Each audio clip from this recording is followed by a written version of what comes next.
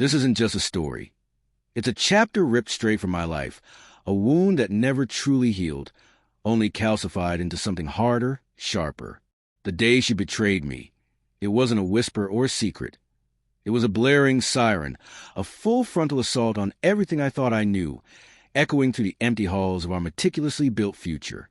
I remember the cold dread that seeped into my bones, knowing that the woman I loved, the one I'd given everything to, had orchestrated my downfall with a smile that could melt glaciers. My world, my very identity, crumbled around me piece by agonizing piece. If you genuinely enjoy our stories, please subscribe to the channel. Tell us where you're from and what time it is right now. It's always fascinating to know how far a story flows. My name is Ethan Thorne, and for years my life was a symphony of code and dreams. I was the architect of Etheria, a vision born from countless sleepless nights, fueled by cheap coffee and an unshakable belief that technology could truly elevate the human experience. Etheria wasn't just another AI platform.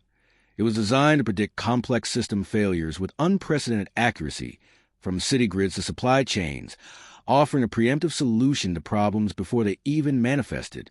It was revolutionary, a genuine game changer, and it was my baby. But every great dream needs a voice, a face to bring to the world. That face, that voice, belonged to Serafina Blackwood. She walked into my life like a force of nature, all sharp intellect, dazzling charisma, and a laugh that could make you forget every doubt you ever had. We met at a tech incubator event in Seattle, a bustling affair in a repurposed warehouse in Pioneer Square, the scent of old brick and new money hanging heavy in the air. I was hunched over a laptop, mumbling about algorithms, and she was gliding through the crowd, a beacon of effortless charm. She saw Etheria's potential immediately, not just as a piece of tech, but as a movement. "Ethan," she'd said, her eyes glinting with an almost predatory intelligence, "you've built the engine. I can build the highway." And she did. Serafina became the chief business officer, the one who translated my intricate algorithms into compelling narratives, who charmed investors, who navigated the labyrinthine world of venture capital. While I toiled away in our makeshift office, a cramped, sun-drenched loft above a bustling coffee shop in Pioneer Square, the rumble of the link light rail a constant companion. She was out there, pitching, networking, making Etheria a name. We were the perfect team, or so I believed. I, the introverted genius. She, the extroverted visionary. Our contrasting strengths dovetailed perfectly, creating a synergy that felt unstoppable. Our professional partnership quickly spilled over into our personal lives. We moved into a charming, slightly too expensive apartment in Queen Anne, with a view of the Puget Sound that took my breath away every morning. Our days were a blur of work, our nights filled with shared takeout, endless discussions about Etheria's future, and a quiet intimacy that builds between two people bound by a shared obsession and a deepening affection. She listened patiently as I explained complex coding architecture, her hand tracing patterns on my arm, her eyes reflecting the city lights as she offered insights on market penetration. I saw a future with her, a life woven irrevocably with Etheria's success. Marriage, kids, a home where we could build a life that was as groundbreaking as the company we were forging. Every sacrifice, every late night, every penny I poured into Etheria felt justified. Because it was for us. We had a breakthrough moment when Nexus Capital, one of the most prestigious VC firms on the West Coast, expressed serious interest. This wasn't just a funding round. This was the deal. Nexus had a reputation for turning promising startups into industry giants, and their investment would catapult Etheria into the stratosphere. The pressure was immense, but so was the excitement. Serafina took point on all communications, scheduling meetings, drafting proposals, handling the intricate dance of high-stakes negotiations. She thrived in that environment, her confidence radiating, her smile an impenetrable shield. "Just focus on the demo, Ethan," she'd tell me, brushing a stray lock of hair from my forehead. "Make Etheria sing. I'll handle the money, man." And I did.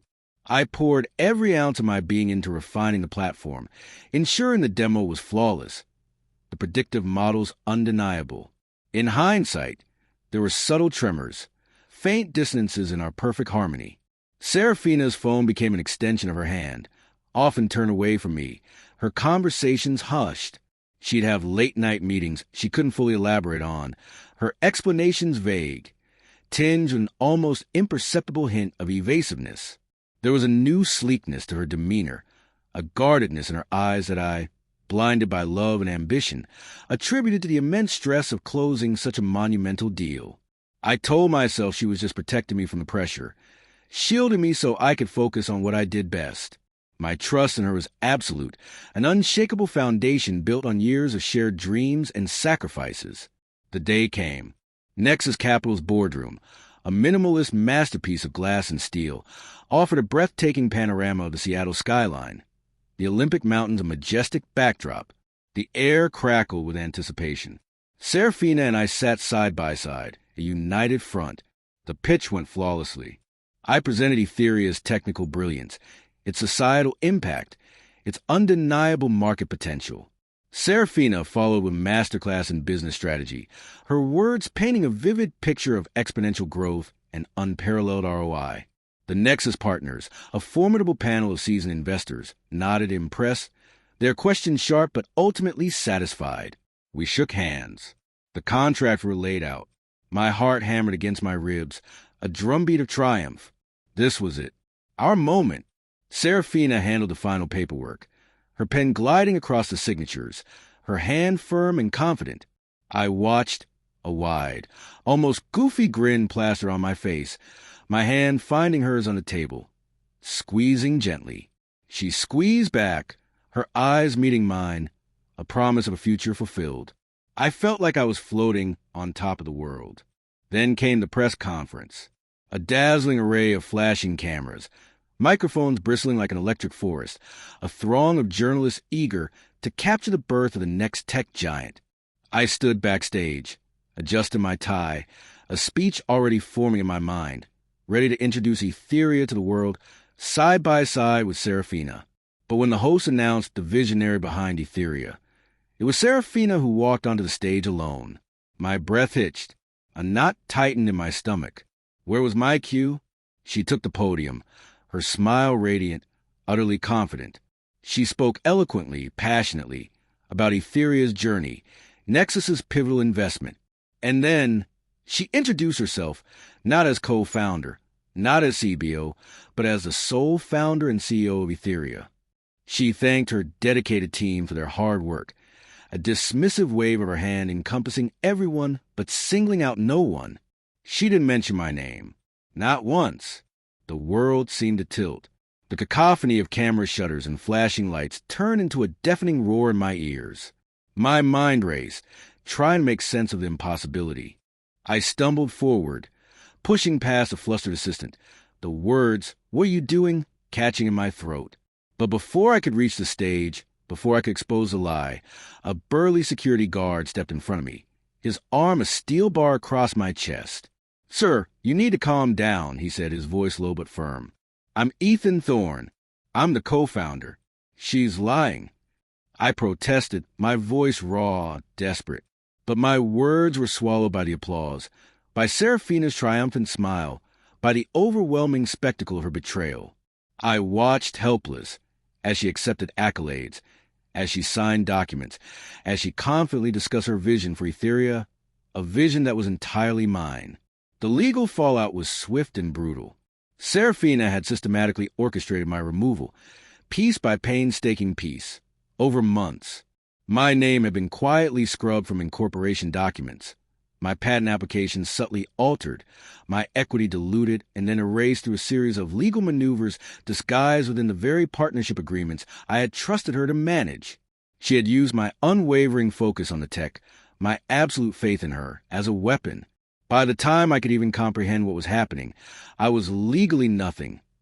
No co-founder status, no equity, no claim. Just an employee who had been terminated, effective immediately, for disruptive behavior. I returned to our queen and apartment, the stunning view now a mocking tableau of the life I'd lost. The key still worked, but the warmth, the sense of home, was gone. Serafina was gone. All her things were gone. In the living room, a few cardboard boxes sat neatly stacked by the door. My belongings. A cold, Clinical note was taped to the top box. Ethan, I'm truly sorry it came to this, but you understand, it's for the best. Don't contact me. The next few weeks were a blur of cold Seattle rain, and even colder reality. I lost Etheria, my dream, my purpose. I lost Serafina, the woman I loved, the one I'd imagined building a life with. I lost our home, forced to move into a tiny impersonal rental. My bank account, once promising, was now a desolate wasteland. Every news article, every tech blog post celebrating Serafina Blackwood and Etheria felt like a fresh stab wound. I was shattered, hollowed out, my very identity stripped away. Nights were spent staring at the ceiling, the dreams that had once filled my head replaced by a suffocating emptiness.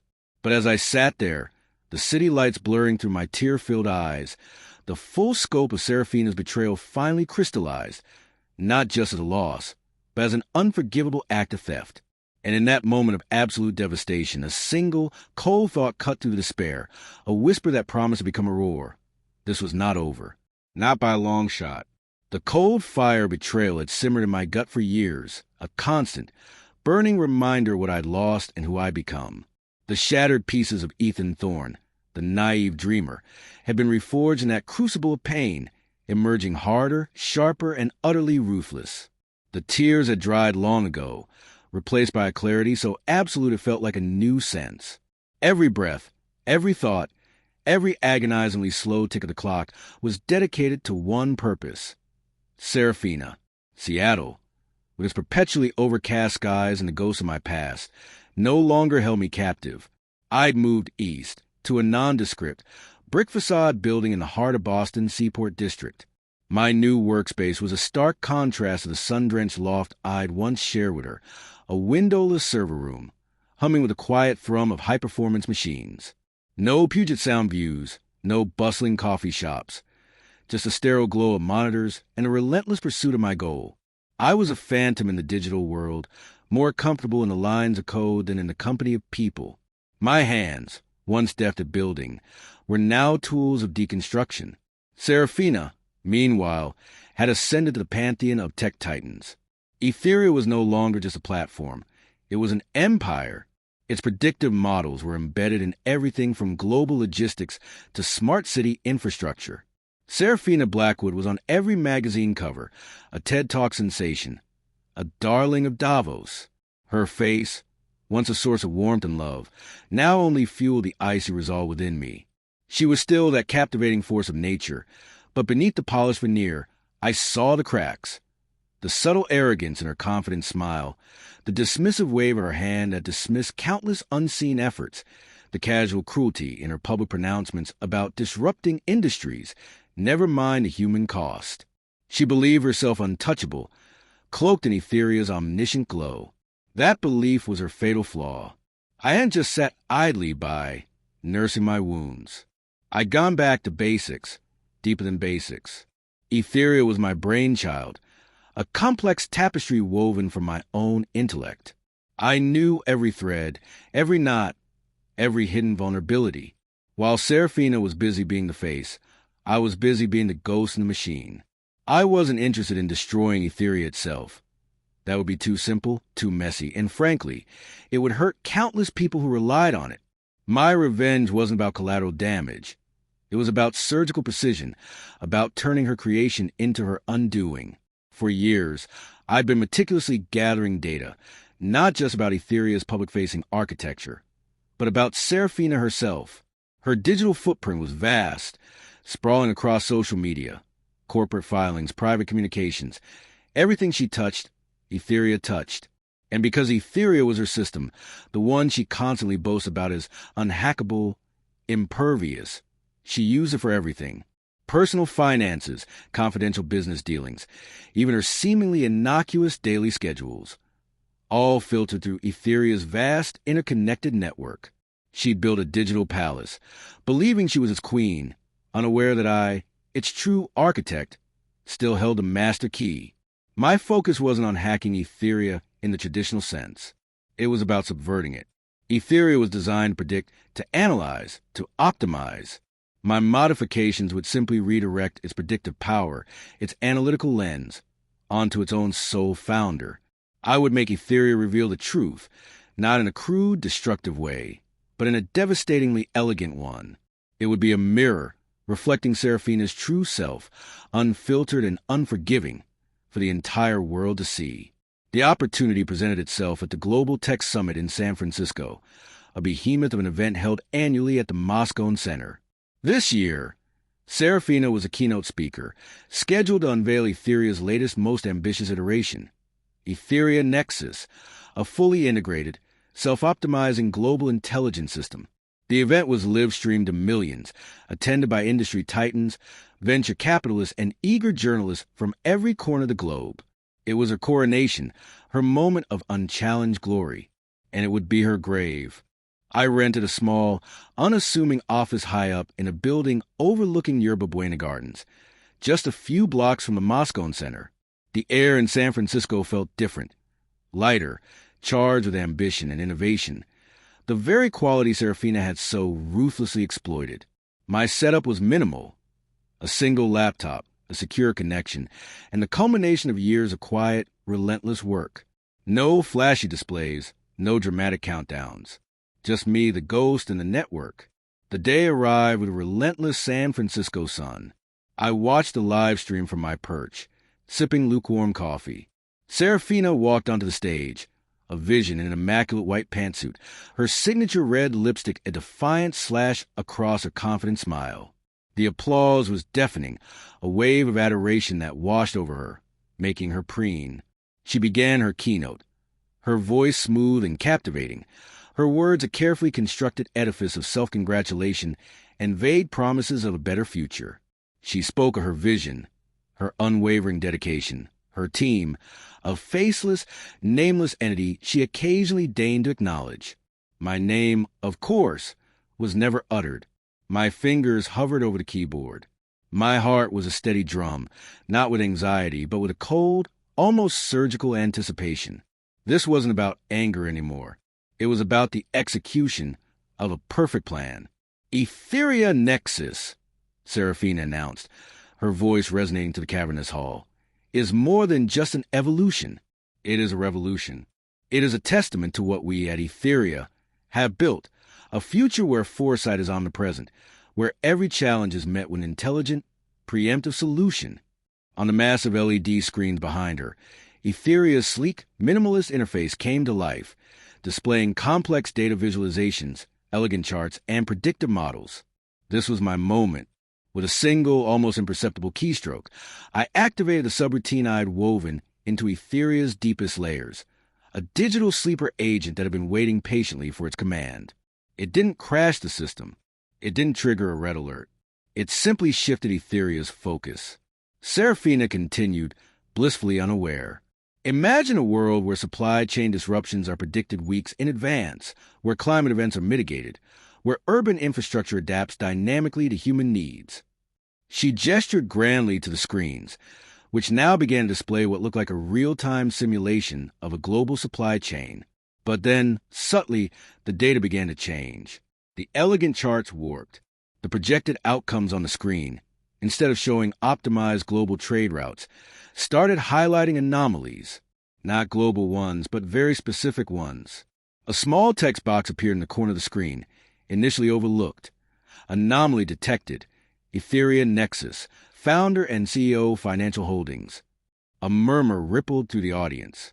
Seraphina paused, a faint flicker of annoyance crossing her face. "It seems we have a slight technical glitch," she said, forcing a laugh, a little too loud. But Etheria is designed for self-correction. The glitch, however, refused to self-correct. The screen zoomed in, now displaying a highly detailed real-time breakdown of Seraphina Blackwood's personal financial portfolio. Not just her public assets, but offshore accounts, shell corporations, and a labyrinthine network of investments that spoke not of genius, but of something far more insidious. Etheria, was analyzing her own data, revealing patterns of insider trading, tax evasion schemes, and illicit capital flows that were breathtaking in their complexity and sheer audacity. The projected growth wasn't for Etheria, but for Seraphina's personal, illegally acquired wealth. The murmurs grew into a buzz. then a rising tide of astonished gasps. Serafina's smile faltered, her eyes darting to the screens, her face paling. She tried to regain control. "This is an unexpected debug function," she stammered, her voice losing its polished edge. "Our system is analyzing hypothetical financial malfeasance for predictive purposes." But Etheria, now fully under my subtle command, pushed further. The screens shifted again, displaying a cascade of email threads, private messages, and digitized contract amendments, all time-stamped, all irrefutable. My name, Ethan Thorne, began to appear, highlighted in stark red. The documents showed my original founding shares, systematically diluted, then transferred, then ultimately erased. They showed Serafina's instructions to legal teams, her hushed conversations with investors, her meticulous planning of my ouster, all using internal Etheria communication channels she believed to be secure. My own platform, the one I poured my soul into, was meticulously documenting her every step, her every lie. The final, devastating blow landed as Etheria's predictive model generated a series of images, not abstract data, but photographs, screenshots of my original patent applications, my name clearly visible as a sole inventor, pictures of Serafina and me, smiling arm in arm at our old queen and apartment, followed by the cold, clinical note she'd left on my boxes. Then, finally, a stark, irrefutable side-by-side comparison of Etheria's true founding documents with the forged one Serafina had submitted. And then, Etheria Nexus, in a synthesized voice eerily similar to Serafina's own, spoke. Predictive analysis complete. Founder and CEO Serafina Blackwood, projected to face multiple felony charges, including fraud, corporate espionage, and grand larceny. Estimated complete financial ruin within 72 hours. Probability, 99.87%. The hall erupted. A collective roar of outrage, disbelief, and a strange, morbid satisfaction filled the air. Reporters scrambled. Cameras flashed wildly, capturing Serafina's face as it crumbled, her composure shattering into 1,000 pieces. She stood there frozen, a deer caught in the headlights of her own catastrophic hubris, her empire dissolving around her, piece by agonizing piece, at the hands of the very intelligence she claimed as her own.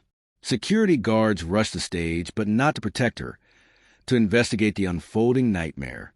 I watched it all unfold, my gaze steady, my fingers relaxed on the keyboard. There was no exhilaration, no triumphant shout, just a profound, quiet stillness. The burning in my gut had been extinguished, replaced by a cold vacuum. Serafina's face, once the object of my love, then my hate, was now just a collapsing image on a screen. In the ensuing days, the media frenzy was apocalyptic. Serafina Blackwood became a pariah, stripped of her titles, her wealth frozen, facing a barrage of lawsuits and criminal investigations. The carefully constructed narrative of her genius imploded, revealing the hollow, rapacious core beneath. Etheria, the company, survived, though tainted. Its board swiftly moved to distance themselves from her, appointing a new CEO, frantically trying to salvage what they could. My name, Ethan Thorne, was finally, painfully, publicly acknowledged as a true founder, though I never sought to reclaim it. My moment had passed. I packed my minimal belongings from the San Francisco office, leaving no trace. The revenge was complete. The scales were balanced. But the Ethan Thorne who walked out into the cool San Francisco evening was not the same man who had been betrayed in Seattle. The vulnerability was gone. Yes, but so was a certain lightness. The relentless pursuit had carved something out of me, leaving behind a space that no amount of justice could fill. I had become a master of the shadows, a quiet architect of downfall. The world of tech, of dreams and innovation, felt distant, almost alien. I had glimpsed a darker power, the power to unmake, and it had left an indelible mark. I vanished, a ghost in the vast digital sea. Sometimes I still saw Serafina's face flash across a news headline, haggard, defiant, but utterly broken. And each time I felt nothing. No joy, no regret. Just the cold, quiet satisfaction of a task meticulously completed. The emptiness remained, a chilling testament to the cost of absolute vengeance. The end.